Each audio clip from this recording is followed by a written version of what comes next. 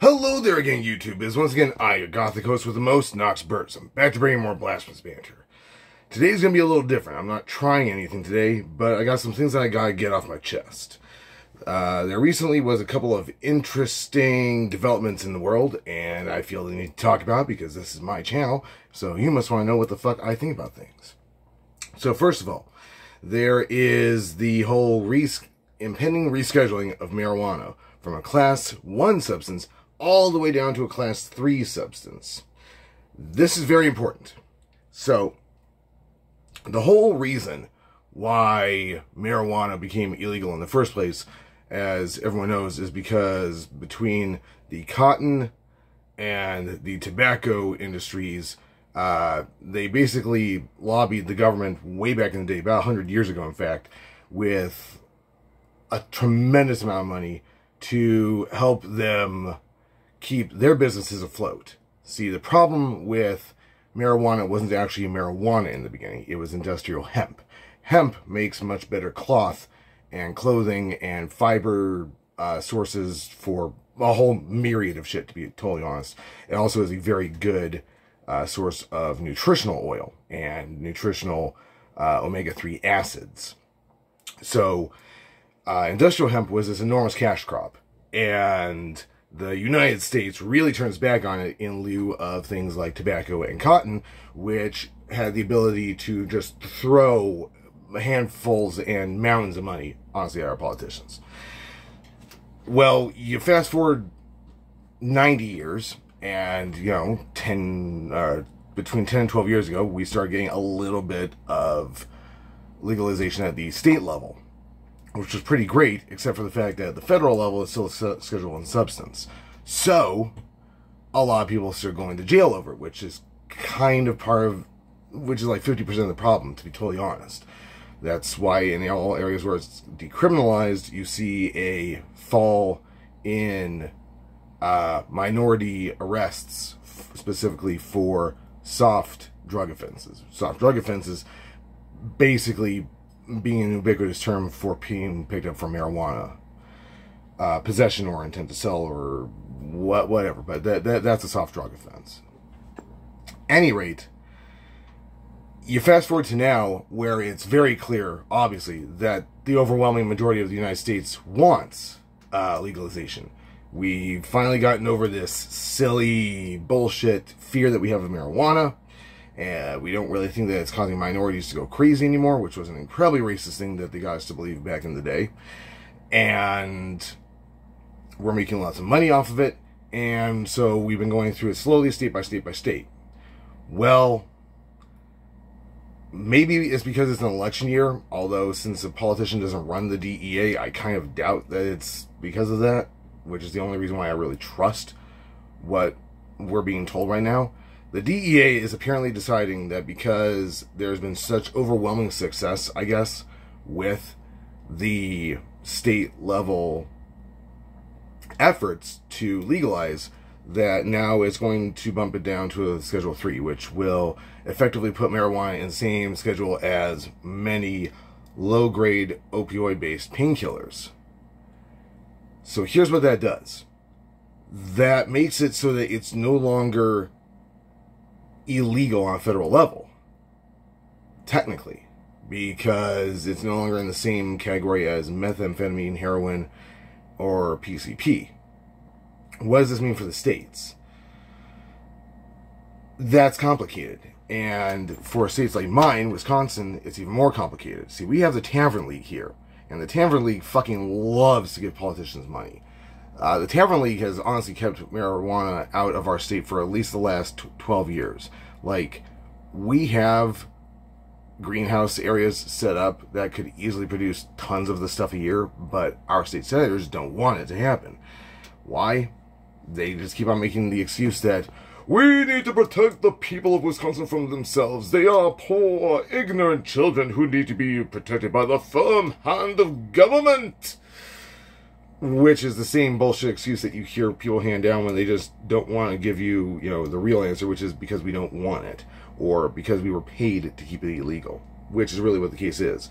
We're now losing millions of dollars a year to Illinois, Minnesota, and Michigan, because we're the only place where it's illegal in a 4-state area. And I think it personally will be very funny if, because the federal government decides to reschedule it, it becomes a viable cash crop here in Wisconsin before our state Senate is able to veto it again. I wonder if decriminalization is going to be coming down the pipeline. That's what I'm really talking about here. I'm very curious to see if federal decriminalization is going to happen. If that happens, it won't matter what Wisconsin State Senate says about it anymore, because it won't be illegal on a federal level. Which means that our senators would essentially be overruled, which would be great. I don't know if it will happen or not, but it would be nice. And if I'm wrong about how this would work, please someone tell me in the comments after you like and subscribe, of course, and maybe toss a coin to your Witcher, because I need money. But that is going to be very interesting. And furthermore, I really wonder what it's going to do to people who have soft drug conviction time going on. Like the overwhelming majority of incarcerated Black Americans, and or other minorities. I'm sure that there's Hispanic. I know there's a bunch of Hispanics in jail for MOTA, and I'm sure that there's a ton of Asians in jail for it, because people associate things like the triads or the I can't remember who the hell the Japanese mafia is right now, but you know what the hell I'm saying. Like, most of the time people think of like large scale operations to deal with drugs being with minority folks, and I think you all see where I'm going with this. Point is, it will be interesting to see if these convictions are overturned and if this improves people's lives or not, because that's another big part of what we've all been talking about for years with legalization. It's not really just that we all want to be able to get marijuana more easily. It's that, yeah, once it's legal, what do you do now with the people who were so wrongly convicted, whose lives have been really thrown into turmoil, and in some cases turned completely the fuck upside down by what should have been a slap on the wrist? Or, in many people's, in my own opinion, nothing, because it was just marijuana. There's bigger things to go after. At any rate, that's point number one. Point number two. Of all the things this year that our politicians could give a shit about, not the housing crisis in America, where no one can afford to buy a fucking house unless they're in the hundreds of thousands of dollars, unless they got hundreds of thousands in the bank, or unless they make over $1.5 million a year. Politicians aren't going to focus on our healthcare crisis, how more than half of all Americans don't even have insurance because it's so fucking expensive. They're not going to focus on public education and how we constantly have worse test scores than any other developed nation.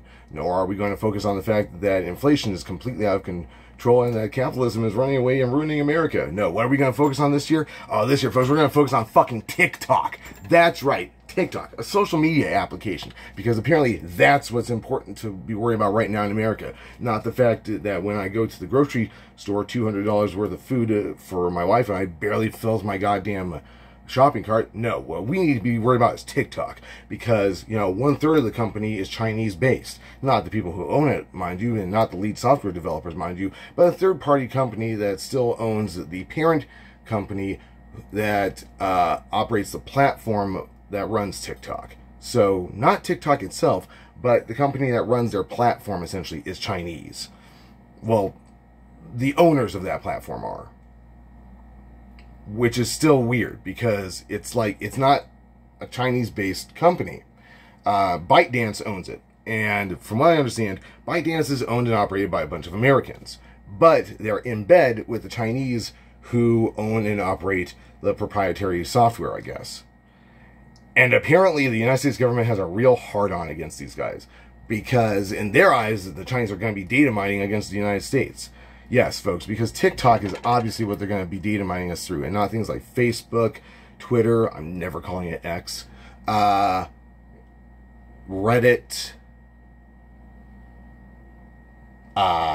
Snapchat, any of the myriad of other smaller social app platforms that there exist.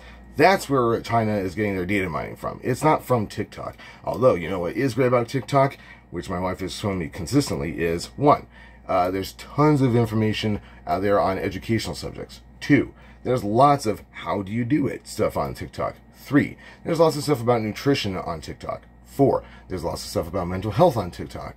Five, there's lots of stuff from TikTok from other parts of the world. And that's really what I want to sit around for the next couple of minutes to talk about, because that's what I'm most worried about. The fact of the matter is that the government is limiting your access to free information. Why? I don't fucking know. Maybe because in Europe, or even just as far away from our border as, say, Canada, the media is reporting on vastly different things and portrays things in a pretty different way. We all know that here in the U.S., all of our media is slanted to make us look better because we're always the winners. Or at least in our media, we're always the winners. And yet, we've got a president sending billions of dollars over to Israel to help, you know, bomb Gaza and Palestine. We've got a president sending relief aid to Gaza itself and to Palestine. So, of course, we're playing both sides, because why on earth would we choose a side? That would be silly. It would show people what our intentions are and where our moral ground actually lies. Why on earth would we want to be unambiguous about our feelings towards genocide? Yeah, I'm very heated about that. That's a whole other rant that I don't really want to go on right now, because that's like a 30-minute long thing I got into with my wife the other night. Anyway, you know, no, don't be worried about the fact that Ukraine has now been involved in a full-blown war with Russia over their own sovereignty for an entire, for 2 years now. Don't be worried about the fact that, well, actually, North Korea has been pretty quiet for a while. I guess we don't have to worry about that. But everything else that's going on is being covered by foreign sources. And that's what my real point is that our access to things about this stuff is being taken away. That's what really they're doing by banning TikTok, is they are limiting your access to freedom of information. Do you really want that? Does anyone really want that? Does anyone want to be limited on what kind of information they can get? I mean, vetted sources even, not just independent sources we're talking about here. What you need to be worried about, and what I'm worried about, is that the government is trying to purposely limit our access to free information for very nefarious reasons. Call me paranoid, but I don't really trust our government to act in our best interests, especially not when this is something that they've been pushing so hard for months, when there's no real evidence that it's going to do anything. Like, literally anything. Apart from bankrupt a bunch of small US-based companies who are paying people on TikTok to be influencers and to pimp their shit. Two, make it harder for people who have small microcosm fan bases to find others online. And three, it's going to make it harder for small content creators to get their stuff out. So, I guess at the end of the day, it takes care of those three demographics. Interesting, isn't it, though? That's what the government says we need to protect ourselves from, is from all sorts of small interests or foreign interests who could give us information, but not them. No, always trust Uncle Sam. These are the thoughts I want to leave you with. Like, comment, subscribe.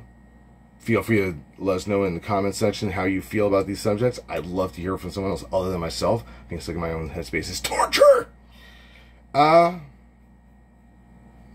Also, as a side note, if you happen to be a Swiftie, let me know down in the comments what you think of her new album. The only reason why I'm curious is because I've been hearing a lot of really bad press about this, even from other Swifties.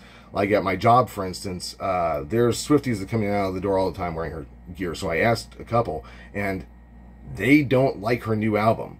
In fact, they're saying that it is probably her least effort artistically in the last 5 to 10 years. That's pretty insulting.